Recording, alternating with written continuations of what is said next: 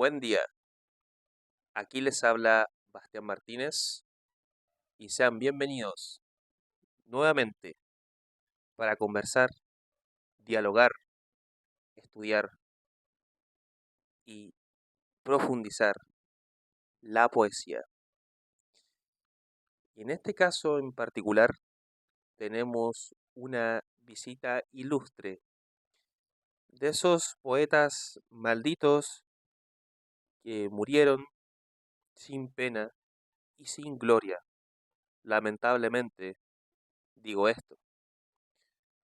El día de hoy nos visita don Pedro Antonio González Valenzuela, poeta que fue y es muy importante en la historia de la poesía chilena, el precursor del movimiento modernismo, pero sin olvidar sus influencias románticas. A él se le ha comparado con Paul Verlaine o incluso con Charles Baudelaire, pero naturalmente en una versión chilena. Vamos a algunos datos biográficos para conocer quién es Pedro Antonio González Valenzuela. Sabemos que él nace el día 22 de mayo de 1863 en Coipue, Curepto. Debido a la zona donde él nace en ese entonces, él tiene una forma de sentir muy profunda, porque él habituaba a estar muy silencioso y también muy solitario. Y su tío, el fray Pedro, un cura, lo lleva a estudiar clases avanzadas de latín y gramática, alrededor esto de sus 12 años. O sea, él ya desde muy niño tenía una inclinación hacia la literatura. El año 1880, el fray Pedro, su tío, se va a Italia a representar su orden. Pero antes de eso, él lo lleva a el colegio o el Liceo Salvador para que continúe sus estudios y posteriormente él también estudia en Valparaíso. Y cuando estudia en Valparaíso, el rector del liceo era nada más ni nada menos que el poeta Eduardo de la Barra. Después, Pedro Antonio se dirige a Santiago a estudiar y él va a estudiar a la Universidad de Chile la carrera de leyes, derecho. Esta carrera él no la termina debido a que él tenía vocaciones más importantes, como por ejemplo el periodismo y mucho más profundamente arraigado en su ser, la poesía.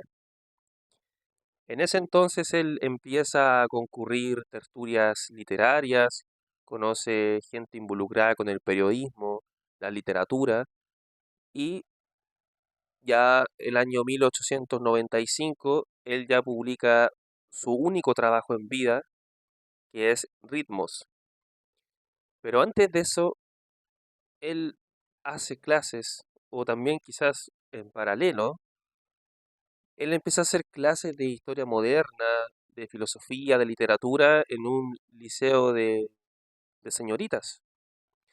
Y una de estas señoritas, una alumna de él, Emma Contador es su nombre, se casa con Pedro Antonio González el año 1897, 2 años después de publicar Ritmos.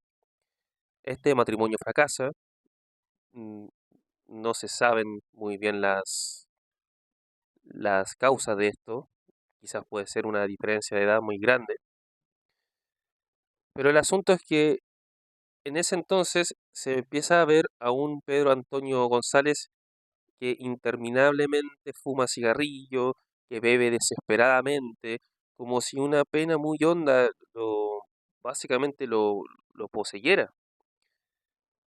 Así que bueno, él lamentablemente muere en el año 1903 en Santiago.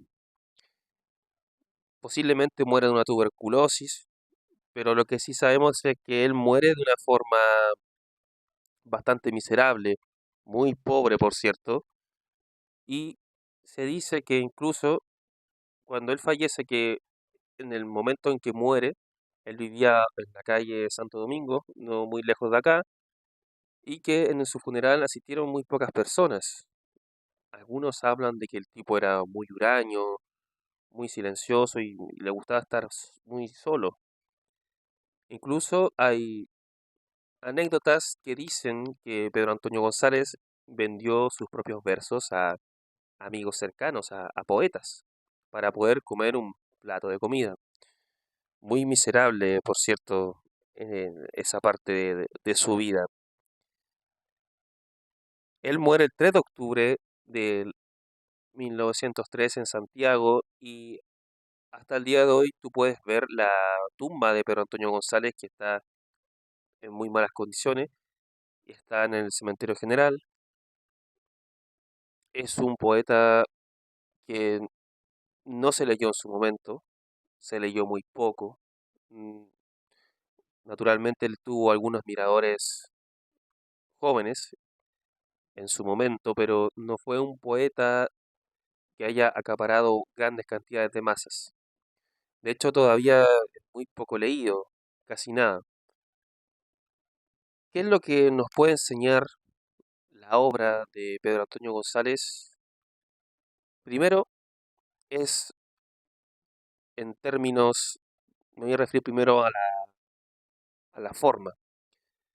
En Pedro Antonio González vemos una forma en donde la rima es casi fundamental. Rima consonante, en, en el mayor de los casos, a veces asonante, o a veces incluso algo de cadencia musical. Pero fue un hombre musical, de eso no cabe ninguna duda. Y con sonetos, perdón, con más bien los versos no eran, no eran muy largos, no pasaban las 14 sílabas, a veces eran decasílabos, a veces un poquito más cortos, pero es una estructura bien rígida en términos de conteo silábico. La rima como dije, es elemental, la musicalidad, la cadencia y la forma de expresión, es decir, el fondo, es completamente entendible. Aquí no hay que desocultar nada. Es muy claro el mensaje de Pedro Antonio González, desolador, desesperanzador, un hombre fatalista, si se quiere, un hombre que podríamos interpretar que a veces su consuelo es la misma meditación, no refiriéndome a las prácticas yógicas, sino que a la contemplación en un lugar aislado y, como dice su poema al mar, que sean las mismas olas espumosas las que acompañan al poeta. De eso podríamos hablar de don Pedro Antonio González. Y respecto a su obra, se pueden encontrar algunas cosas, reediciones, hay trabajos póstumos y solamente con meterse a Google puede encontrar algo. Ahora, si quieres una edición antigua, eso ya sabes que los revendedores, los libreros, lo digo yo también que soy librero, hay mucho librero ahí que está sacando mucha guita por esas primeras ediciones, que finalmente ahora son un producto de consumo, no son otra cosa, no son digamos un producto poético. Lo que menos tiene es eso. Y de hecho, donde más deambulan este tipo de materiales, lamentablemente digo, a manos de libreros y no de otra cosa. De Pedro Antonio González, mi vela. Cerca de mi vela, que apenas alumbra la estancia desierta de mi buhardilla, yo leo en el libro de mi alma sencilla, por entre la vaga y errante penumbra, despide mi vela la llama de un cirio, a fin de que acaso con ella consagre mi cáliz sin hondo de hiel y vinagre, delante del ara de mi hondo martirio. A mí no me queda ya nada de todo, mis viejos recuerdos son humo que sube, formando en el éter la trágica nube que marca la ruta de mi último éxodo. Yo cruzo la noche con pasos aciagos, sin ver brillar nunca la estrella temprana que vieron delante de su caravana brillar a lo lejos los tres reyes magos. Quizás soy un mago maldito, yo ignoro cuál es el Mesías en cuyos altares pondré con mi lira de alados cantares mi ofrenda de incienso, de mirra y de oro. Al golpe del viento rechinan las trancas detrás de la puerta de mi guardilla y vierte mi vela que apenas ya brilla goteras candentes de lágrimas blancas. Muchas gracias por tu atención.